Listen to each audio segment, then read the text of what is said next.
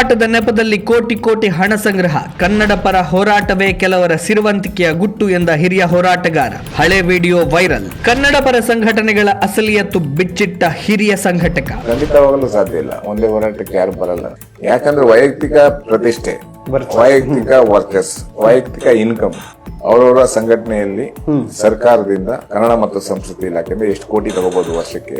5 ವರ್ಷ ಸರ್ಕಾರ ಇದ್ರೆ 5 ಕೋಟಿ 6 ಕೋಟಿ ತಗೊಂತಾರೆ. ಇನ್ನೇನ್ ಬೇಕು? ಕನ್ನಡ ಪರ ಸಂಘಟನೆಗಳ ನಾಯಕರಲ್ಲಿನ ಸ್ವಾರ್ಥಕ್ಕೆ ಬೇಸರ ವ್ಯಕ್ತಪಡಿಸಿದ ಪ್ರವೀಣ್ ಶೆಟ್ಟಿ. ರಾಜ್ಯದಲ್ಲಿ ಭಾಷಾ ಕಲಹ ಉತ್ತುಂಗದಲ್ಲಿರುವಾಗಲೇ ಕನ್ನಡ ಪರ ಸಂಘಟನೆಯ ಹಿರಿಯ ನಾಯಕರೊಬ್ಬರ ಮಾತಿನ ಹಳೆಯ ವಿಡಿಯೋ ತುಣುಕು ವೈರಲ್ ಆಗ್ತಾ ಇದೆ. ಕರ್ನಾಟಕ ರಕ್ಷಣಾ ವೇದಿಕೆಯ ಪ್ರವೀಣ್ ಶೆಟ್ಟಿ ಬಣದ ರಾಜ್ಯಾಧ್ಯಕ್ಷರಾದ ಪ್ರವೀಣ್ ಶೆಟ್ಟಿ ಅವರು ಈ ಹಿಂದೆ ಕನ್ನಡ ಪರ ಸಂಘಟನೆ ಅದರ ನಾಯಕರುಗಳ ಬಗ್ಗೆ ಮಾತನಾಡಿರುವ ವಿಡಿಯೋ ಈಗ ಭಾರಿ ಸದ್ದು ಮಾಡ್ತಾ ಇದೆ. ವಿಡಿಯೋದಲ್ಲಿ ಕನ್ನಡ ಪರ ಸಂಘಟನೆಗಳ ನಾಯಕರ ಸ್ವಾರ್ಥದ ಬಗ್ಗೆ ನೇರವಾಗಿ ಮಾತನಾಡಿರುವ ಪ್ರವೀಣ್ ಶೆಟ್ಟಿ ಅವರು, ಕೆಲವರಿಗೆ ಕನ್ನಡ ಹೋರಾಟವೇ ಬದುಕಿನ ದಾರಿಯಾಗಿದೆ.